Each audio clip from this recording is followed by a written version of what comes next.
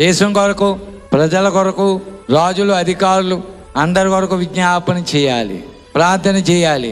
అందుకే దేవుడిని నమ్మిన ప్రజలు విజ్ఞాపన చేయాలి, యాచనలు చేయాలి, కృతజ్ఞతాస్తుతులు చెల్లించాలి. సమయం దొరికినప్పుడల్లా వీళ్ళందరూ కూడా మంచి పరిపాలన ఇవ్వాలి. వారి దేవుడి నిజమైన దేవుడు అని తెలుసుకోవాలి. రాజులు తెలుసుకోవాలి, అధికారులు తెలుసుకోవాలి. నిజమైనటువంటి దేవుడే ఈ ప్రపంచాన్ని నడిపిస్తున్నాడు. ఆయనే జీవము గల దేవుడు. ఆయన ప్రతి ఒక్కరు తెలుసుకోవాలని విజ్ఞాపన చేయాలి. అందరి కొరకు విజ్ఞాపన చేయడం. ప్రభువా, వీళ్ళందరినీ రక్షించు నాయనా, నీ పాదాలు పట్టుకుంటున్నాం, వీళ్ళందరూ మారేలా చేయి.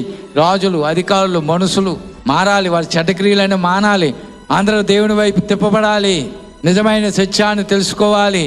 ఇది మనం చేయవలసిన యాచన. బ్రతిమాలుకోవాలి, వారు నిజమైన మారు మనసు పొందాలి, నిజమైన దేవుడు ఉన్నాడు, ఆయనకు భయపడాలని ప్రతి ఒక్కరి కొరకు ప్రార్థన చేయాలి. అధికారుల కొరకు ప్రార్థన చేయాలి, రాజుల కొరకు ప్రార్థన చేయాలి, వీళ్ళందరూ మారాలని ప్రార్థన చేయాలి. చేస్తున్నామా?